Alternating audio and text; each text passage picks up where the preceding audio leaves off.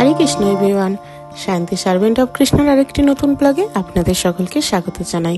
আপনারা হয়তো থাম্বনেল থেকে ভাবছেন যে আমরা কেন হঠাৎ করে সরস্বতী পুজোর আগের দিন এয়ারপোর্টে গেলাম। আসলে বহুদিনকার পর, প্রায় দীর্ঘ 6-7 মাস পর আমার বোনেরা মুম্বাই থেকে কলকাতায় আসছে।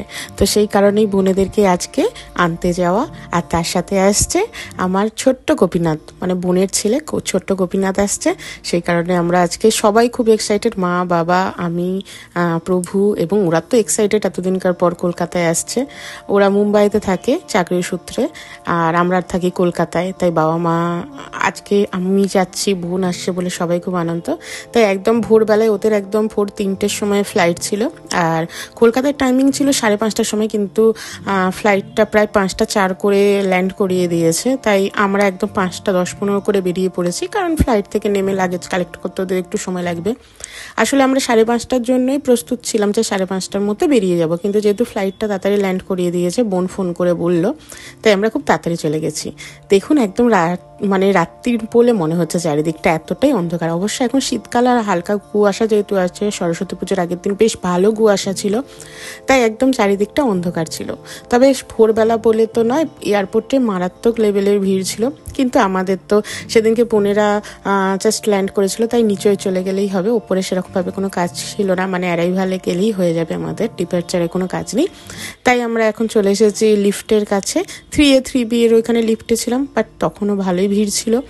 তাই বোনেরা অলরেডি বেরিয়ে পড়েছিল গেট থেকে, আমাকে ফোন করেছিল। আমরা তো একটু তাড়াহুড়ো করছিলাম যাতে তাড়াতাড়ি করে পৌঁছে যেতে পারি। আসলে এতদিনকার পর গোপীনাথের সাথে দেখা হবে, সেই সুযোগটা কি আর ছাড়া যায়? তো সেই কারণে আমিও খুব এক্সাইটেড ছিলাম, ওরাও খুব এক্সাইটেড ছিলাম। ওরা অলরেডি বেরিয়ে পড়েছিল। এই যে দেখুন, বোন, গোপীনাথ, আরে ওরা সব চলে এসেছে। তো আমি গোপীনাথকে দূর থেকে হাই হ্যালো করছি, ও তো দেখে লজ্জাই পেয়ে গেছে। এই যে এটাই হচ্ছে গোপীনাথ, আর এই হচ্ছে আমার বোন। তো এরা মুম্বাইতে থাকে চাকরি সূত্রে, মুম্বাইতে বেশ কিছু বছর ধরে আছে, তারপর কলকাতায় মাঝে মাঝেই আসে। আর এইবারে আসার আরও একটা বিশেষ কারণ আছে। আমাদের গোপীনাথ স্কুলে তো ভর্তি হয়েছে অনেকগুলো দিন হলো, কিন্তু বাঙালি মতে আমাদের হাতে ঘড়ির একটা ব্যাপার থাকে 4 বছর 5 বছরে। তো ও এই বছর না মুম্বাইয়ের একটা বড় স্কুলে ভর্তি হচ্ছে, তো সেই কারণেই ও হাতে ঘড়ির জন্য এসেছে। তো ওর বাবা এবং মায়ের, মানে আমার বোনের আর ওর বাবা, সবার খুব ইচ্ছা ছিল যে হাতে ঘড়িটা একদম সরস্বতী ঠাকুরের কাছে বাঙালি মতে হোক। তাই আমাদের এখানে এসেছে সরস্বতী পুজোয় খুব আর্জেন্ট বেসিসে, খুব কম দিনের জন্যই, যাতে এখানে খুব সুন্দর করে ওর হাতে ঘড়িটা হয়। তো আমার বাবা বাড়ি থেকে গাড়ি পাঠিয়ে দিয়েছিল যাতে আসে, কিন্তু যেহেতু একটু তাড়াতাড়ি আগে ফ্লাইট ল্যান্ড হয়ে যাওয়ার জন্য গাড়িটা তার টাইম মতোই আসছিল, আর আমরা তাই একটু ওয়েট করছিলাম। তো গাড়ি অলরেডি চলে এসেছিল, এই যে কালো গাড়িটা, এটাতে করেই আমরা যাব। গোপীনাথ তো এয়ারপোর্টের এদিক ওদিক ছুটছিল, তাই আমরা একটু ভয় পাচ্ছিলাম, চারিদিকে এতই গাড়ি ছিল যাতে ও আবার চলে না যায়। তবে ও কিন্তু খুব বুদ্ধিমান, খুব খুব সাহস বলতে পারেন যেটা। তো একদমই ওরকম কিছু ছিল না, কিন্তু আমরাই হয়তো একটু বেশি ভয় পাচ্ছিলাম। তারপর গাড়ি চলে আসার পর একে একে আমরা সবাই লাগেজ তুলে দিচ্ছিলাম, আর ও তো আরও বেশি এক্সাইটেড ছিল। তবে এয়ারপোর্টে নেমে ফার্স্ট যখন আমার সাথে দেখা হয়েছিল, ও একটাই কথা বলেছিল যে দিদু আসেনি, মানে আমার মা আর বাবা আসেনি।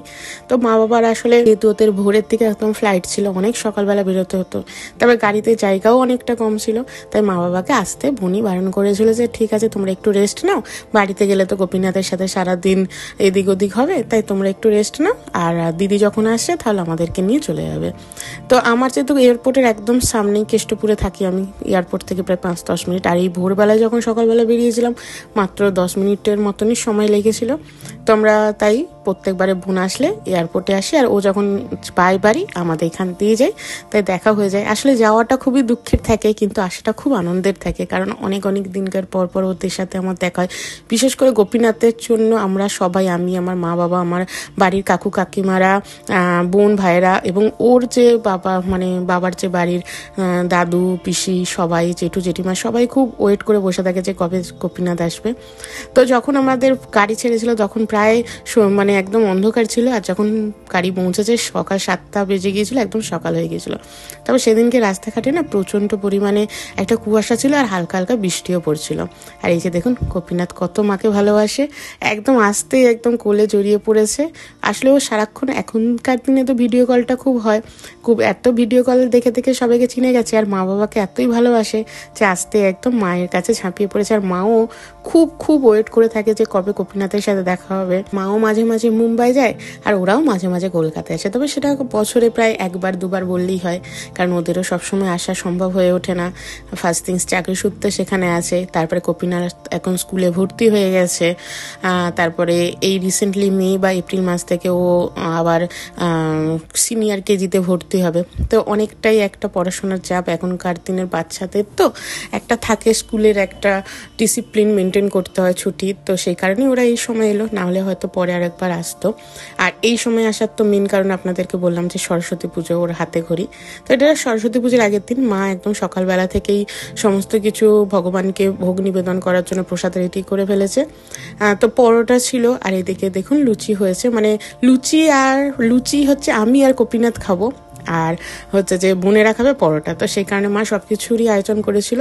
আর এখানে ছিল ঘুগনি, তাও বাবা এখন ভগবানকে ভোগ নিবেদন করে দিচ্ছে। আপনারা এর আগে আমার বাড়িতে, কলকাতার বাড়িতে ভোগ নিবেদন করার এবং ভগবানকে ভোগের অনেক ভিডিও বা ফটো দেখেছেন, কিন্তু মায়ের বাড়ি একদমই আপনাদেরকে এই প্রথম দেখাচ্ছি, কোনোদিনই দেখানো হয়ে ওঠেনি। তো এটাই হচ্ছে আমার মায়ের রাধা মাধবের মন্দির, আর আপনাদের বাড়িতে যে রাধা মাধব দেখেন সেটা হচ্ছে আমার মা বাবারই। তো এই যে ভগবানকে মা বাবা ভোগ নিবেদন করে দেওয়ার পর সেই প্রসাদ আমরা এখন পেতে বসে গেছি। আজকে বাবা দুই জামাইকে নিয়ে একদম প্রসাদ পেতে বসেছে। তো আজকে বাবা মায়ের কাছে খুবই আনন্দের দিন ছিল। এছাড়াও আজকে যেহেতু সরস্বতী পুজোর জন্য বাড়িতে আরও কাকিমার ছেলেরা আসার জন্য বাড়িটা পুরো একদম গমগম করছিল। তো এখন বোনেদের সবার খাওয়া দাওয়া হয়ে গেছে, আর এখন বললাম না সকাল থেকে হালকা হালকা বৃষ্টি পড়ছে, তাই ছাতা নিয়ে বোন যাচ্ছে এখন ওর বাড়িতে, মানে শ্বশুর বাড়ির দিকে যাচ্ছে। তো গোপীনাথ বলছে যাতে মাও একটু যায় গোপীনাথের সাথে, আর মাও ভীষণ এক্সাইটেড যে এতদিনকার পর গোপীনাথকে পেয়েছে। তাই মা বললো একটু গোপীনাথকে দিয়েই আসুক, যাতে গোপীনাথরা আস্তে আস্তে চলে যেতে পারে, তারপর এসে মা রান্না টান্না করবে। আমিও ছিলাম সেদিনকে। এই গোপীনাথ আমার বোনের ছেলে, ওর এখন বয়স 4 থেকে 5 বছর। আপনারা সবাই আশীর্বাদ করবেন যাতে ও খুব সুন্দর করে পড়াশোনা করে ভালো মানুষের মতন মানুষ হতে পারে, যেন বড় হয়ে একটা খুব সুযোগ্য মানুষ হয়ে উঠতে পারে এবং জীবনে অনেক উন্নতি করতে পারে, আর অবশ্যই যেন ভক্তিপথে থাকতে পারে। আসলে গোপীনাথ গোপীনাথ করছি, আমার বোনের ছেলের ভালো নাম হচ্ছে সৌনক প্রামাণিক। তো আপনারা সবাই ওকে কৃপা প্রদান করবেন, আশীর্বাদ করবেন। তো এই ছিল আজকে আমার ভিডিও। কেমন লাগলো অবশ্যই কমেন্ট করে জানাবেন, ভালো লাগলে একটা লাইক করে দেবেন, আর যারা এখনো সাবস্ক্রাইব করেনি প্লিজ সাবস্ক্রাইব করে দেবেন। দেখা হবে নতুন আর একটা ভিডিও নিয়ে। হরে কৃষ্ণা।